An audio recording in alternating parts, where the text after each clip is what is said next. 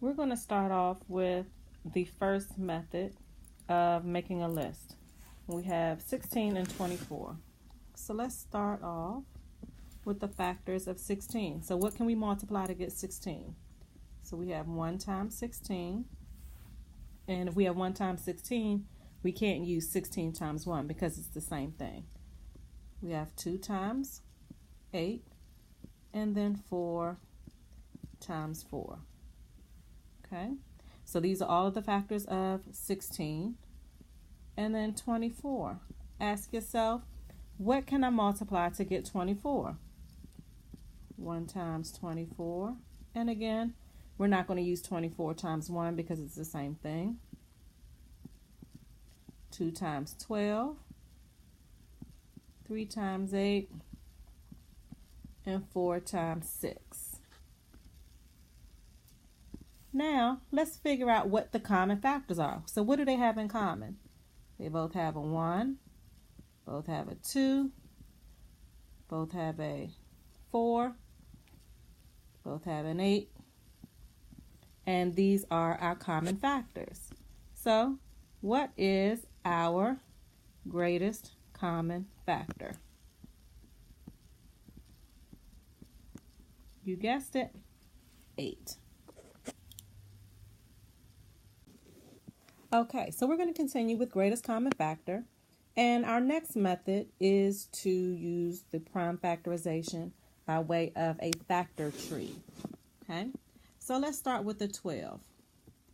Ask yourself, what can I multiply to get 12? Now keep in mind, we're looking for prime numbers, so we cannot use 1 times 12 because 1 is not a prime number. So you can use any numbers that you like except for the number 1. So I'm going to start with 3 times 4. 3 is a prime number, 4 is not. 3 is a prime number because the only thing you can multiply to get 3 is 1 times 3. 4 is not a prime number because you can also multiply 2 times 2. So let's bring the 3 down and then multiply 2 times 2 to get 4. So I'm left with all prime numbers because the only thing that I can multiply to get 3 again is 3 times 1, and the only thing that I can multiply to get 2 is 1 times 2.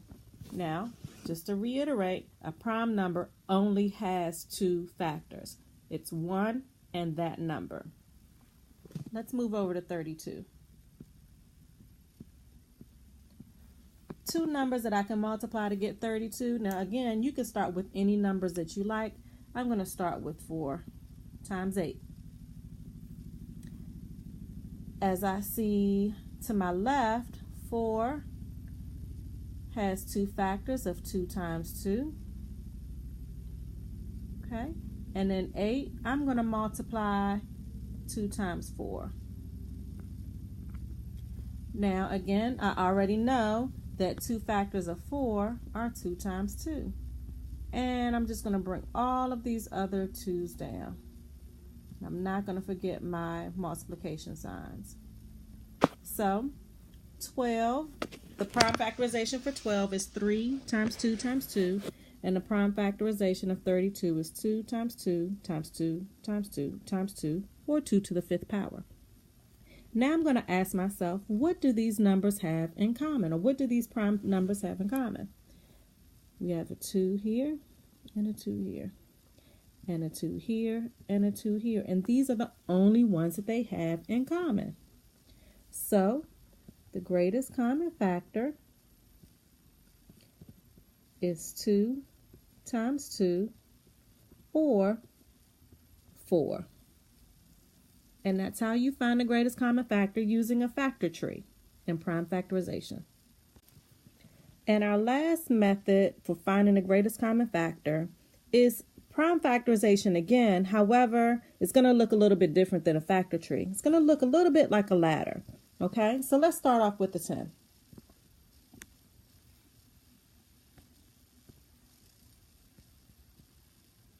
With the ladder, you have to know what the prime numbers are.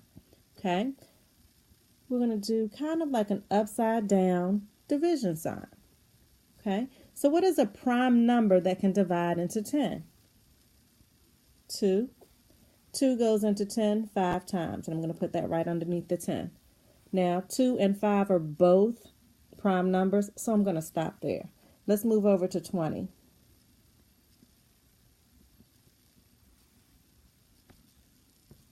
Let's try to write that a little neater.